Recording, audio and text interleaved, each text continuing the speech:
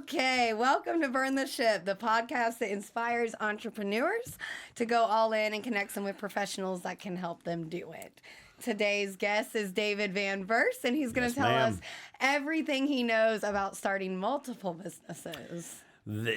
That's a scary answer. I've seen him succeed. I've seen him fail. I've seen him succeed. So, I've got information. We love to hear about all the good and all the bad. So, tell us a little bit about some of your businesses. Okay. So, oh, Lord, I'll start early because in this part of Georgia, everybody knows my wife and I started the Sky Zone Kennesaw, the indoor trampoline park, where we actually had to sit down with bankers, try to get approved for financing, convince Sky Zone to actually pick us to be a franchise partner. And then through the COVID years, so we built that out. And then the COVID years happened, which everybody is excited about. Everybody has life stories about those 3 years. And then coming out of that, started new businesses with my home inspection, my home maintenance programs, short-term rentals, and rehabbing houses. So a whole bunch of it. Yeah. Okay. So when did you start Sky Zone in Kennesaw? I started the process in, I think, New Year's Eve, 2011. We went to the Sky Zone in Suwanee and had a great time. And I came back home. I come from a sales background. So we came back home and I'm like, oh, this is interesting. I went on their website and I'm like, oh, they have franchise opportunities. Being a sales guy, or sales weasels, as some people like to call them, I put in all my wife's information because she has an accounting degree from University of Florida. So I put that in there and I just kind of pretended a little bit, this is what's going on. And probably 2 months into that process of having conversations, I said, hey, these people want to have a talk with us and I need to include you in on something. So that was probably February, March of 2012. And then it took probably 2 or 3 months for them to actually choose us out of 89 different people. Wow. That was trying to do this. Yeah. And then that started the process of writing a business plan, finding locations, telling my current company that I'm leaving when I was one of the top 3 sales guys every year for 15 years. Oh, man. And so that was interesting. And then come through December of 2012, we're in the crux of doing build-outs. Oh, wow. Have no idea what we're doing. So don't be afraid if you don't know. Everything is figure-outable. Figure-outable. Sitting down with commissioners of Cobb County. Hey, this building is this. How do I get it turned into where I can put a trampoline park in it? And we finished the build-out. I think it was February 22nd. 2013, we opened our doors at noon and away we were off and had literally no idea what we were doing. That's awesome. So it's like I said, it's all figure-outable. If your heart's in the right place, you can figure out what's going on. Yeah. People will be good to you. So that was that business, and that lasted 8 years until COVID. Okay. And then and now we're doing the home inspections, home maintenance, because we were rehabbing houses working together.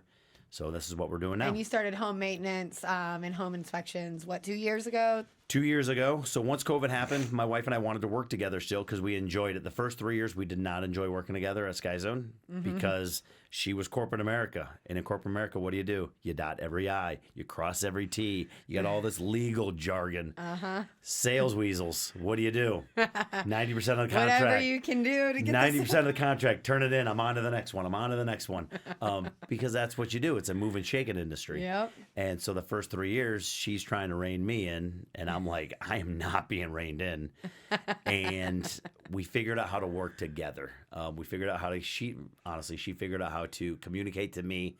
So I received her message and did what she needed me to do. And it didn't make it seem like it was her idea. So women have a crafty way of doing that to guys. You can speak around talk to get them to work. So, about 3 years in, we figured out how to work together, and it was amazing ever since. So when COVID happened, the business shut down, we still wanted to work together. Right. So that's when we started rehabbing houses, and I think we did 3 pretty soon. Turned one into a short-term rental down at the beach. Wow. And then with that said, well, we're already in the real estate world. I'm like, I'm already inspecting things. Why don't I actually go take tests, get certified, do the educational piece, and did that over a handful of months to get my certification. And I started doing home inspections, and I actually really like it. Yeah. So, yeah. Awesome. So tell me some of the different struggles that you ran into whenever you guys were starting Sky Zone and whenever you started getting into the real estate world, inspections and things like that. Because I know she's a real estate agent and then you're in inspections. So tell us some of the struggles, some of the things that were easy, some of the things you wish you didn't do or did do differently. I would say one of the biggest struggles is the fear of you don't know what you don't know. Yeah. And for a lot of people, that can be debilitating. It's the paralysis by analysis. You keep looking at stuff. You keep looking at stuff. Am I doing the right thing? Am I doing the right thing? And at some point, you have to just trust yourself. I love the phrase, first attempt in learning, you're going to fail. And no matter what you do, you're going to fail at what you do. And you can't take it personal.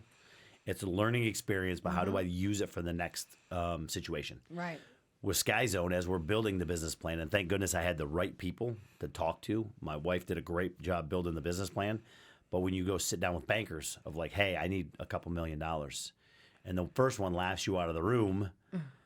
And you're like, oh, what am I going to do? Right. I can't. No, you take what he didn't like and you add it to your plan and you go to the next one. He likes it a little bit better, but no, we're not doing this. He didn't laugh me out of the room. Okay, take his information, go to the next one.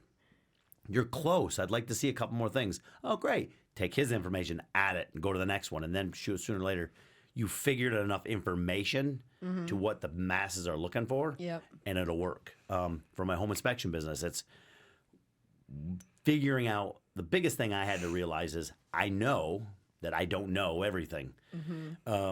No matter who you are, you don't know everything unless you're Elon Musk and you're building rocket ships that takes cars into space. But most of us aren't him. I know I don't know everything, but I can't be afraid to tell people I don't know the answer.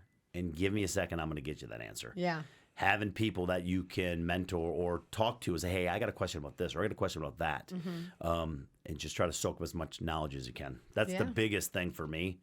Knowledge is key. And then don't be afraid to implement it. For starting a business, you're going to have to struggle with finances and you're going to have to prioritize. Hey, I need this equipment or I need this equipment. I need this or I need that. And what's your path look like? Draw your path out. Right. Know your path. Stick to your path. Don't be afraid to alter your path. If you see something bigger, something better, you can alter. But stick to that kind of that roadmap that you had for what you're trying to do. Yeah. All right. So tell me, what made you want to start Skies? I mean, I know you said that you guys went, you had a great time, you were looking at the website. So what made you guys like actually hit the green light and do it? I think for me personally, I always kind of wanted to work for myself. I didn't enjoy, honestly, taking orders from other people other than my wife. So that was kind of my biggest thing. She was in a transition for her career, so it just was kind of good timing. And who wouldn't want to build your own playground? Right. That's kind of really what it was. And it turned into a giant mentorship where I had probably 750 kids work for me over 7-8 years. Wow. That we still talk to a lot of them. And we mentored a lot of them. And now you see their life path going. And it's like, it's awesome. Yeah. My wife's talking to a couple that actually met at Sky Zone. Wow. They worked at Sky Zone and they're actually married and getting ready to have their first child. Aww. So she still talks to those people. I talked to one of the kids, was my original hires from my very first hire class back in January 2013. I talked to him when we were both out in Houston at the Michigan game. We didn't end up meeting up. We're talking on the phone. So it's just those relationships of meeting people that is just awesome. Yeah. So, yeah. That's awesome. And I know you said you got into doing inspections because you guys wanted to continue working together. So now 2 years in, is there anything that you would have done differently when starting your home inspections business? Yes. And this is where it's you don't know what you don't know. When I started it, I was doing all my research online of, hey, what companies do you get your education from? You know, what's the best one? What do you do? But again, I didn't know anything about it. So I found one company that I really liked out of Chicago. And so I was actually got my education through them to start with. And then probably 9 months later, I found another company, Internachi, that is phenomenal with continued education, the resources. I can reach out to anybody I need to and just get educational pieces from them. And then, so I actually switched my license from them, took Internachi's testing, Oh, wow. and passed their exam as well. And now I continue my education through them. Yeah. So one thing I could have been stubborn and said, hey, I've got my certification through this company. You know, I have a certification. I'm fine.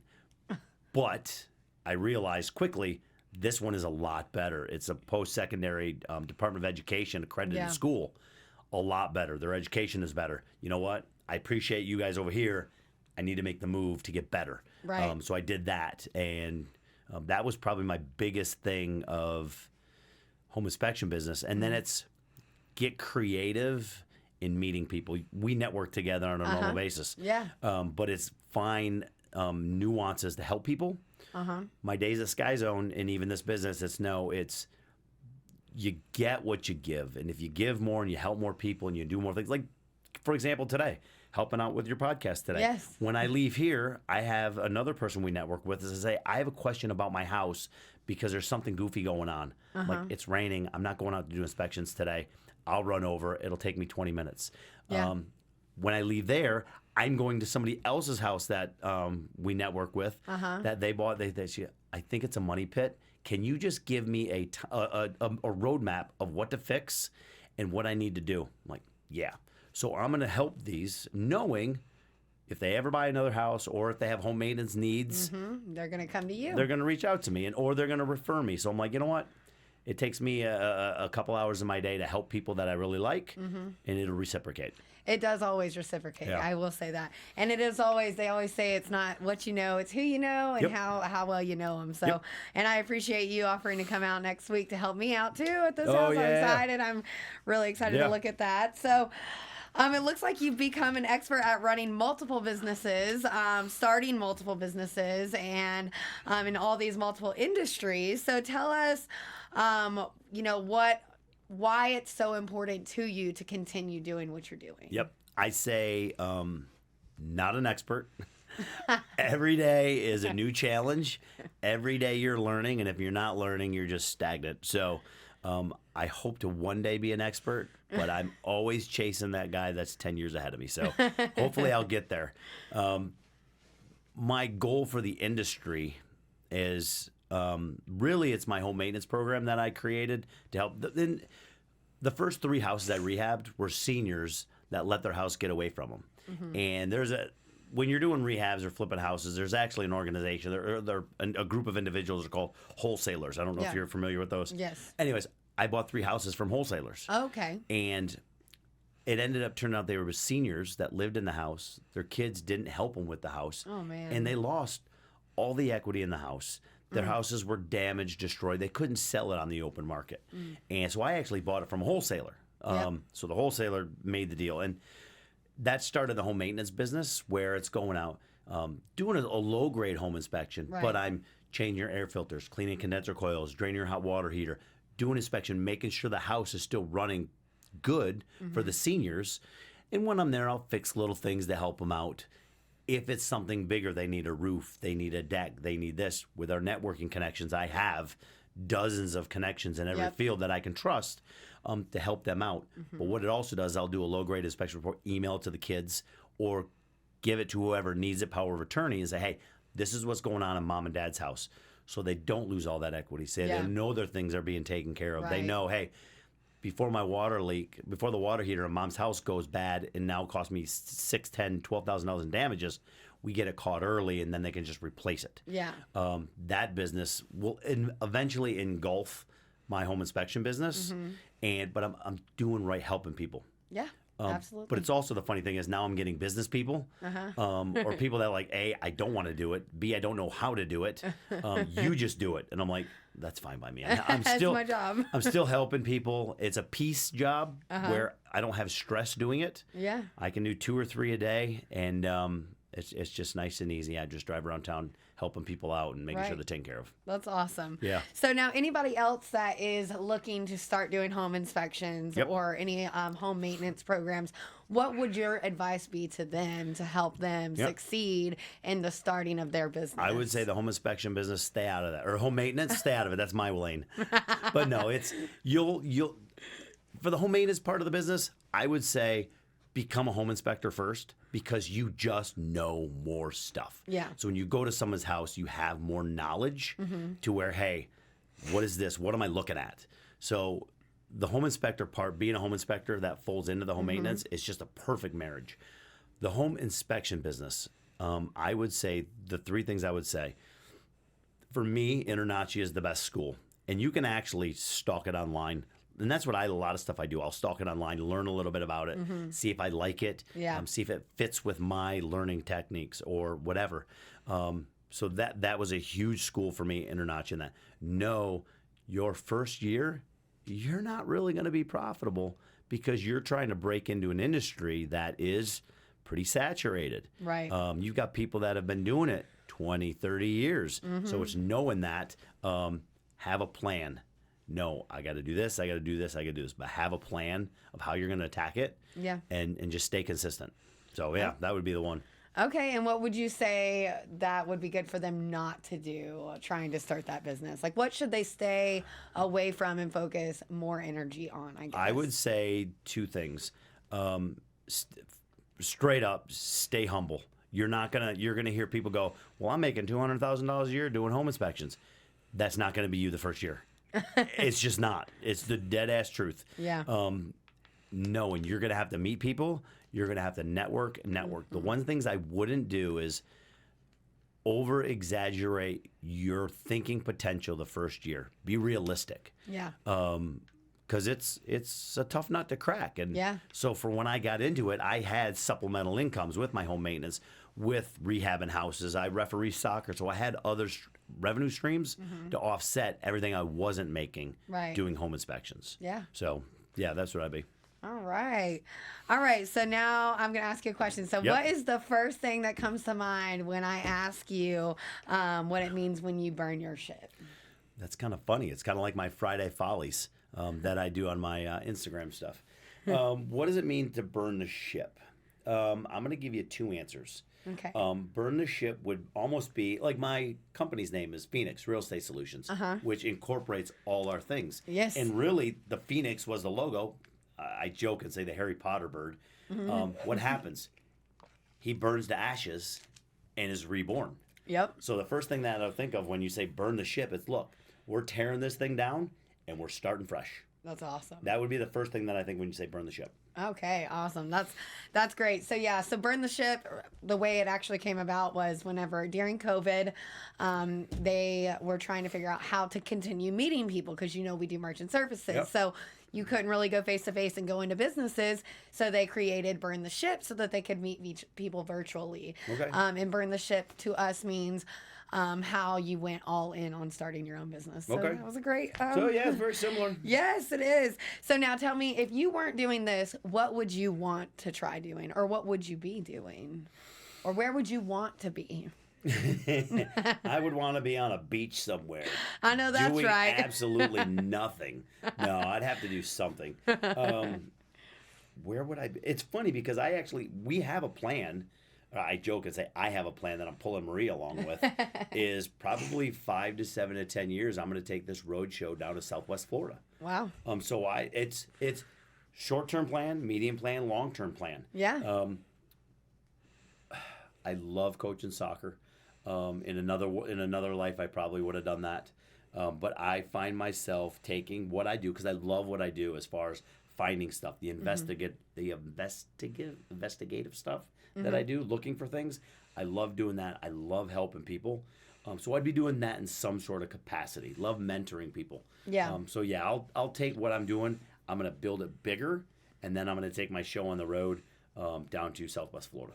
Yeah, and I think you and Maria are great. I call y'all the power couple. You guys are so great with each other and mentoring people also. I hear that all the time, and if people actually knew the struggles that we went through, because we've been together for 30 years now. I mean, we moved here. We moved to Georgia. Literally, I picked her up from college with a U-Haul truck, no job, the day she graduated from University of Florida, and drove up here, and we got an apartment in Gwinnett. Wow. So the stuff that we did to get where we're at, if people say we lost a huge business during COVID that was doing 7 figures every year, just everything that's happened, if we sat down and people would be surprised. It's definitely made you guys who you are. Yeah. I'm very happy to know you guys.